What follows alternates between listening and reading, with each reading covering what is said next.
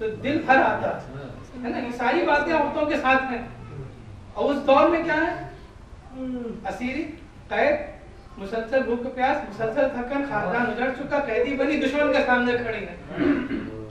यानी कोई भी ऑप्शन तकवीयत का नहीं है, हर तरफ से जुल्म है। लेकिन उसमें ज़ैनब की हिम्मत, सलाम और हिम्मत पर। जब दुश्मन ने पूछा, देखा तुम्हारे साथ क्या किया, एक जवाब ने करबला का फैसला कर दिया, मां राय तो इल्ला जमीला, हमने अच्छाई के अलावा कुछ देखा ही नहीं। तो कितने फैसले कर दिए ज़ैनब ने।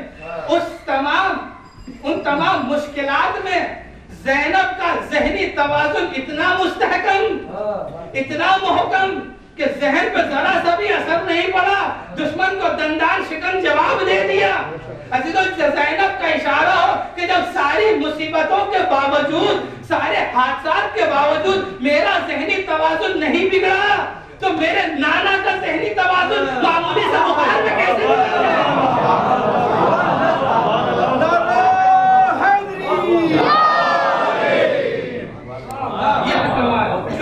जिम्मेदारी को अदा करना था, जिम्मेदारी को हम पहचानवाना था, करबला को जिंदा करना था। आज भी इसीलिए हमारी अज़ादारी में असर है क्योंकि ज़ैनब से मिली। आज भी दुश्मन घबराता है, दुश्मन घबराता है, इसलिए इसे रोका जाता है। लेकिन असीसों रुकेगी नहीं जी, क्योंकि हमारी इजाज़त ही नहीं है जो रुक जाए। जो हमारी इंसानों की बनाई हुई चीज होती है वो इंसानों को रोकने से रुकती है। सूरज अल्लाह ने बनाया, आप रोक के दिखाइए उसे। किसी दिन सूरज को रोक दीजिए कि आज न निकले, हो सकता है? नहीं हो सकता। चांद किसी दिन न निकले, हवा न चले, दरिया की रवानी रुक जाए, नहीं हो सकता। क्यों? इसलिए कि हमारा पावर ही नहीं चलेगा, हमने बनाया ही नहीं है, हमारी इजाज़त ही नहीं है, वो अल्लाह ने बनाया है। तो यह तो अल्लाह के कहने पर चलेगा, ये जो अल्लाह के खास बंदे हैं उनके कहने पर चलेगा। अल्लाह ने खल्क किया इसलिए वो अल्लाह की बंदगी करेगा। कोई खास बंदे होंगे जिनके इशारे पर पलट आएगा, कोई खास बंदे होंगे जिनके इशारे पर दो टुकड़े हो जाएगा, कोई खास बंदे होंगे जिनके इशारे पर उनके घर चला आएगा। ये हमारे बस की बात नहीं है कि हम रोक लें। तो जो चीजें उधर से होती हैं उसे कोई रोक नहीं सकता। आजादारी भी उधर ही से आई है, इसीलिए कोई रोक नहीं सकता। लेकिन हमें तय करना होगा कि हम जो आजादारी कर रहे हैं वो हम क्या समझ के आजादारी कर रहे हैं। बहुत से लोग आपस ही में लड़ते हैं, बात बात पे बहस, ये करना चाहिए कि ना करना चाहिए, ये सही है कि गलत है, ये होना चाहिए कि नहीं होना चाहिए। ये देखिए कि आजादारी है क्या। अगर आपकी इजाज़त है तो जो दिल चाहे कीजिए, ये आपकी चीज है। लेकिन अगर ये मजहबी जिम्मेदारी है तो मजहब के दायरे में रहिए। दो जुमले हैं, आजादारी या रस्म है या इबादत है। ये हम पहले तय कर लें कि हम क्या मानते हैं। अगर रस्म मानते हैं तो आपकी रस्म आपको मुबारक, अगर रस्म नहीं है इबादत है, इबादत के आदाब भी हैं, इबादत के उसूल भी हैं, इबादत के तरीके भी हैं, इबादत की जिम्मेदारियां भी हैं। तो ऐसा काम करें कि जो आजादारी को इबादत के दायरे में रख के बाहर न निकले।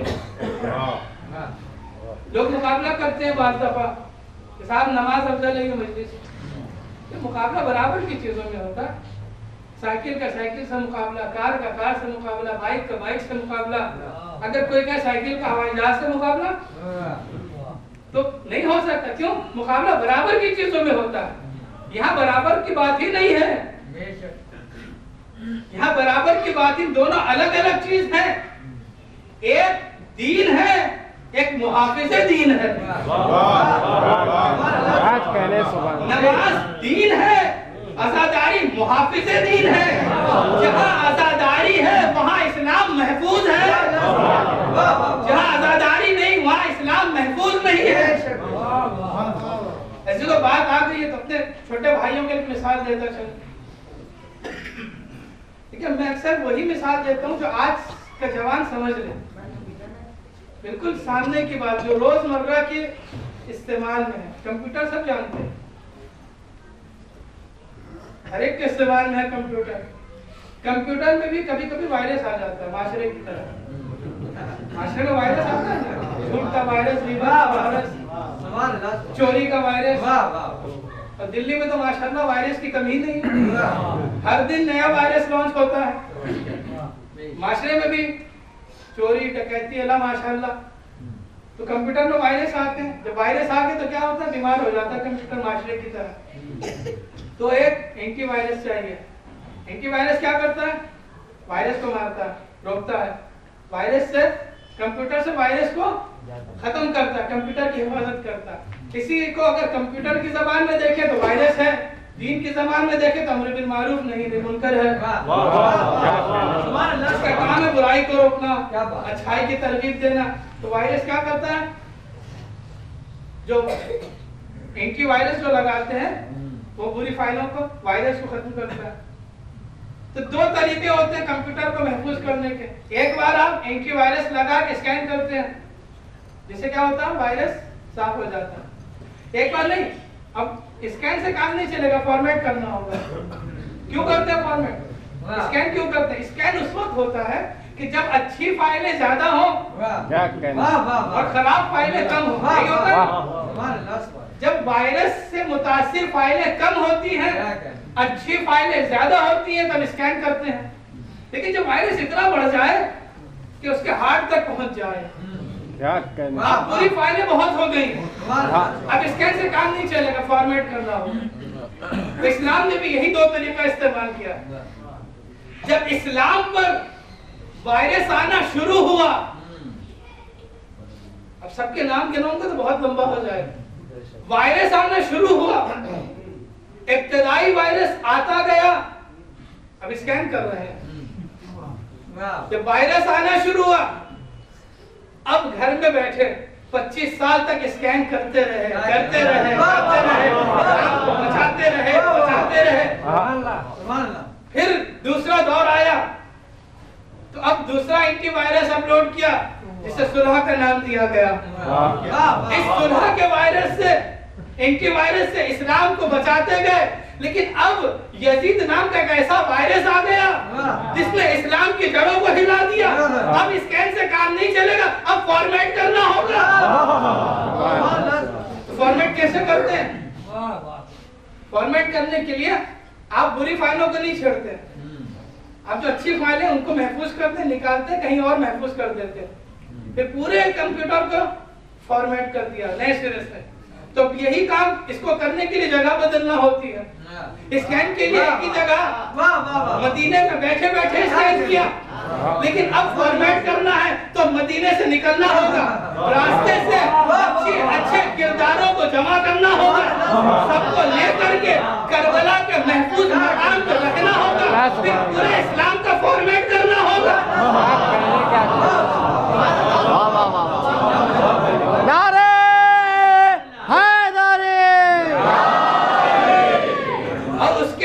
फिर अब अज़ादारी नाम का एक ऐसा एंटीवायरस लगा दिया जो क़यामत तक इस्लाम का हिफाजत करता रहेगा। अब जहां भी अज़ादारी से किसी को तकलीफ हो जाए, आपको खुश होना चाहिए कि ये अपनी शनाख्त बता रहा है कि इस्लाम का वायरस है।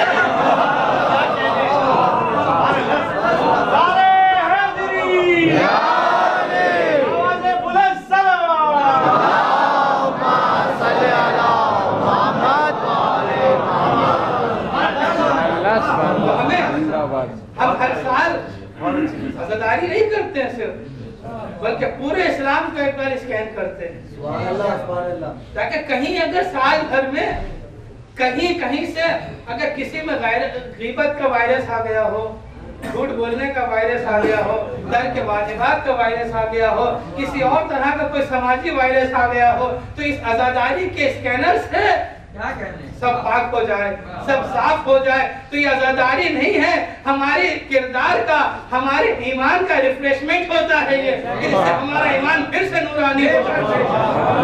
इसलिए हम मजलिसों में आने से किसी को नहीं रोकते, बल्कि दावत देते हैं जिसको ईमान ताजा करना हो मजलिस में आ जाए, जिसको ईमान ताजा करना हो वो फर्श अज़ा पर आ जाए। क्योंकि यहाँ हम इस्लाम बयान करते हैं, दीन बयान करते हैं। अजीजों, आपने बहुत मजलिसें सुनी है, हर जाकिर कुरान की कोई ना कोई आयत से शुरू करता है। जो भी मजलिस हो, साल भर की मजलिस, हर मजलिस का उन्वान कुरान की आयत और हर मजलिस का अख्ताम करबला। तो करबला और कुरान का रब्त है कि इस्लाम कहीं से भी शुरू हो, जब तक करबला का जिक्र नहीं होगा इस्लाम मुकम्मल नहीं। सलावत पे मोहम्मद व आले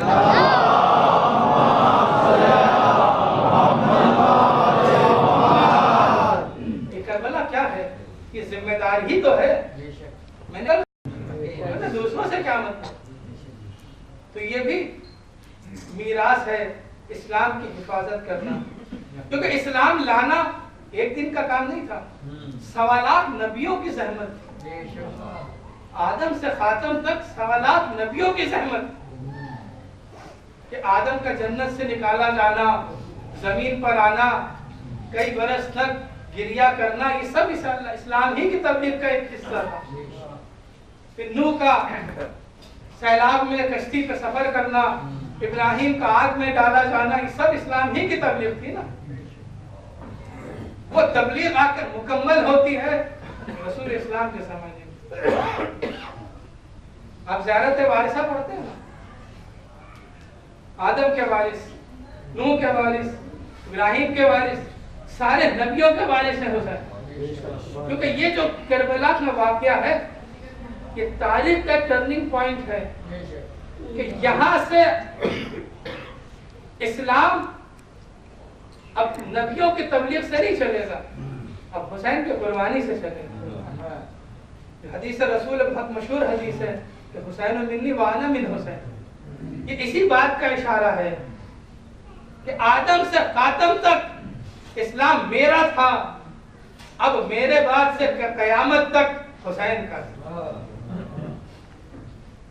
अगर उस वक्त इमाम ना आते क्या होता? इस्लाम खत्म हो रहा था। यजीद अकेला नहीं था, 360 ऐसे दरबारी मुफ्ती थे जो यजीद की हाँ में हाँ करते थे, ना में ना करते थे। और उन 360 दरबारी मुफ्तियों ने फतवा दिया था कि मादल्ला हुसैन वाजिबुल कत्ल है।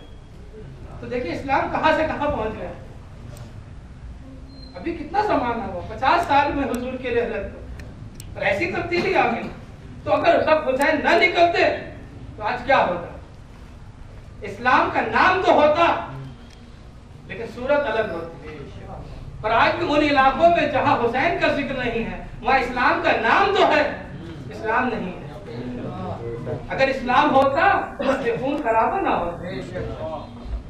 बात आ गई तो एक जुमले एक वाकया अर्ज कर दूं। हुजूर एक जंग में लश्कर को लेकर जा रहे हैं, इस्लाम का लश्कर है। हुजूर लश्कर के सालार हैं, मैदान जंग में पहुंच रहे हैं, दुश्मन सामने है। हुजूर क्या फरमा रहे हैं? कोई और कप्तान होता, कोई और सालार होता तो क्या कहता? आज जो होता है दुनिया में कि दुश्मन पे टूट पड़ो, मारो, काटो, कोई भागने ना पाए, कोई बचने ना पाए। लेकिन हुजूर क्या फरमा रहे हैं? देखो, फसलों को खराब ना करना, खेतों को खराब ना करना, दरख्तों को ना काटना, फलों को नुकसान न पहुंचाना, पानी का रास्ता न रोकना, जख्मियों को न मारना, भागने वालों का पीछा न करना, औरतों और बच्चों से गुरेज करना, सिर्फ जो हमला करे बस उसी को मारना। तो जब जंग में इस्लाम इतना अमन का ख्याल रखता है, जंग में जब इतना इंसानियत का ख्याल रखता है, तो इस्लाम दहशतगर्दी की कैसे इजाजत देता है? इस्लाम ने तो दुश्मनों पे भी हमला किया है, अगर तो दिफाई हमला था। जिहाद दिफाई हमला है। इस्लाम की ज्यादातर जंगें दिफा में हैं। आज जो इस्लाम का नाम लेकर कत्लेआम कर रहे हैं, वो कैसा इस्लाम है? वो इस्लाम नहीं है, वो इस्लाम को बदनाम करने की साजिशें हैं। दुश्मन ने जब देख लिया कि हम दुश्मन बन के इस्लाम को नुकसान नहीं पहुंचा सकते, तो दुश्मन ने इस्लाम का नकाब ओढ़ लिया और इस्लाम की दायरे में आकर के अपने को मुसलमान शो करके अब इस्लाम के नाम पर अपना काम कर रहा है। कोई इनमें से मुसलमान नहीं है। क्योंकि वो मुसलमान ही नहीं हो सकता कि जिसकी वजह से किसी मुसलमान को नुकसान है। मस्जिदों में बमबारी करना, स्कूलों में हमला करना, कत्लेआम करना, ये कौन सा इस्लाम है? इस्लाम नहीं है। इस्लाम दुश्मन ताकतों का प्रोपेगेंडा है, उनकी ये सब सियासी चालें हैं इस्लाम को बदनाम किया जाए। तो देखिए, किसी को खत्म करने के दो ही रास्ते होते हैं, या उसे लड़ के खत्म किया जाए या उसे बदनाम करके खत्म किया जाए। इस्लाम से लड़ के तो खत्म नहीं कर सकते, तो कोशिश करते हैं कि बदनाम करके खत्म करें। लेकिन जिन्होंने, मैंने कल भी अर्ज किया था कि जो लोगों के जरिए इस्लाम को देखेंगे इस्लाम से बेजार होंगे, लेकिन जो इस्लाम के इलाही नुमाइंदों के जरिए इस्लाम देखेंगे, जिन्होंने कुरान पढ़ा है, जिन्होंने नहजुल बलागा पढ़ी है, वो एक नजर में कह देंगे कि वो इस्लाम नहीं है जो दुनिया में हो रहा है, बल्कि इस्लाम तो वो है जो हमारे यहाँ मिलता है। खुदा का शुक्र है कि हम कहीं भी इस तरह से बदनाम नहीं, क्योंकि हम आज भी अपने रहबर के पीछे ही चलते हैं। यकीन है कि हमारा रहबर गलत नहीं हो सकता, क्योंकि हम लावारिस नहीं, जो वारिस है वो हिदायत भी कर रहा है, हिफाजत भी कर रहा है। दुनिया मिट गई, हुकूमतें खत्म हो गई, तख्तो ताज मिट गए, खजाने खाली हो गए, हमें कोई ना रोक सका, क्योंकि हमारा वारिस मौजूद है। और हम हमेशा करबला को याद करके सिर्फ ये बताते हैं कि हम कभी भी जालिम के साथ नहीं थे, हम खुद मजलूम हैं और हमेशा मजलूम का ही साथ देते हैं। और ये करबला ही है जो जालिम और मजलूम का फर्क बताती है। अगर करबला का जिक्र हटा दें तो जालिम और मजलूम का फर्क खत्म हो जाता है। आज दुनिया सोचती है, आप भी देखते हैं ना, कभी इस्लाम के खिलाफ कोई आवाज उठती है, कभी कोई पोस्टर बनाता है, कोई पेंटिंग बनाता है, दुनिया सोचती क्या करें, कोई तौहीन करता है तो दुनिया सोचती है क्या करें। हमारे यहाँ सोचा नहीं जाता, फतवा दिया जाता है कि जो भी ऐसा करे वाजिबुल कत्ल है, इसलिए कि हमने कभी भी इस्लाम से समझौता नहीं किया। अपना हक लुट रहा है, लुट जाए, उस पर सब्र कर लेंगे, लेकिन इस्लाम पर आज नहीं आने देंगे। अगर इस्लाम के फायदे के लिए मसनद छोड़ना पड़ी तो छोड़ देंगे, इस्लाम के फायदे के लिए खैबर तोड़ना पड़ा तो तोड़ देंगे। इस्लाम के फायदे के लिए अगर घर बैठना पड़ा तो 25 साल तक घर बैठेंगे। अगर इस्लाम के फायदे के लिए निकलना पड़ा तो सुबह का भी इंतजार नहीं करेंगे। यह है जिम्मेदारी। ऐसी जिम्मेदारी को निभाने के लिए करबला पहुंचे। लोग समझते हैं कि करबला में 10 मुहर्रम के बाद जुल्म खत्म हो गया। नहीं, जुल्म खत्म नहीं हुआ। 10वीं के बाद से तो जुल्म का अंदाज बदल गया, जुल्म की सूरत बदल गई, जुल्म नहीं खत्म। अब यहाँ से जो जुल्म है वो मुसलसल कूफा से शाम, और शाम में भी बाजार शाम, दरबार शाम, सब बहुत मुसीबतें। जब मर्द साथ हो औरतों की हिम्मत बंधी रहती है, लेकिन जब कोई भी मर्द ना हो तो औरतें ऐसे ही टूट जाती। एक मर्द है लेकिन कैसा, हाथों में हथकड़ियां, पैरों में बेड़ियां हैं, गले में खारदार तौक है, कमर में लंगर है, जिस्म जंजीरों से जकड़ा है। ऐसे आलम में अब काफिला सालार है तो कूफे से काफिला चल रहा है शाम की तरफ। कैसे? कभी ऊंट पे चलता है काफिला, कभी पैदल ले जाया जाता है। कैसे पैदल जाते हैं? नंगे पांव हैं, कहीं रास्ते में कांटे बिछाए जाते हैं। अजीजों, किसी ने आकर इमाम सज्जाद से पूछा, मौला शहादत तो आपकी मीरास है, फिर आप इतना गिरिया क्यों करोगे? लोग कहते मशहूर है कि इमाम करबला के बाद 40 बरस रोए। नहीं, ऐसे तो 40 बरस नहीं रोए, बल्कि जिंदगी भर रोए। ऐसा नहीं कि एक जमाने के बाद रोना कम कर दो, नहीं, जब तक रहे रोते रहे। जब उसने पूछा, मौला शहादत तो आपकी मीरास है, आप फिर इतना गिरिया क्यों कर रहे हैं? इमाम तड़प गए, भाई तूने इंसाफ ना किया।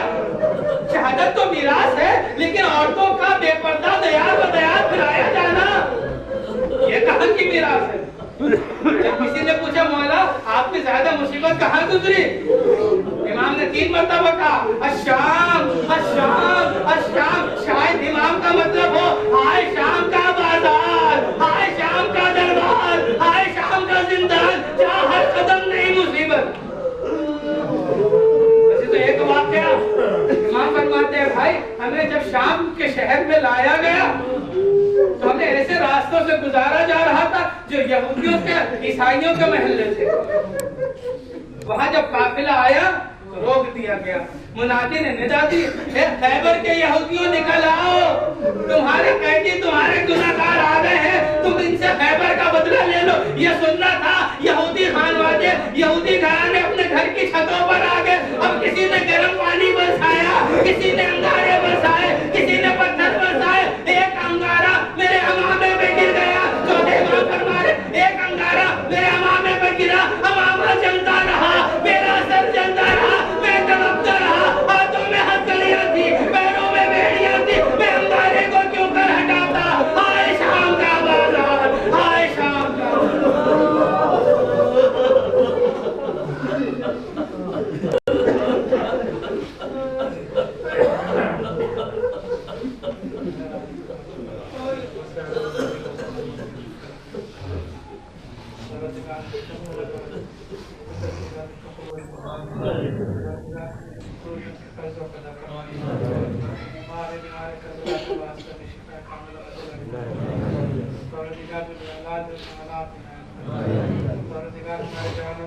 हमारे बुजुर्गों का सहाय हमारे सरों पर दान फरमाए, फरमाए करम फरमाए दीन की हिफाजत में खुशियां ने लगे जहां जहां गुजार हमारे ससुराल की हिफाजत में परवरदिगार हमारे मौला ज़माना के सबूर में शामिल रब्बना तक़ब्बल सजा से दिल शिकस्ता किस तरह सब्र आए सजाद का नौता किस तरह सजाद का नौता किस तरह सब्र आना के है शहादत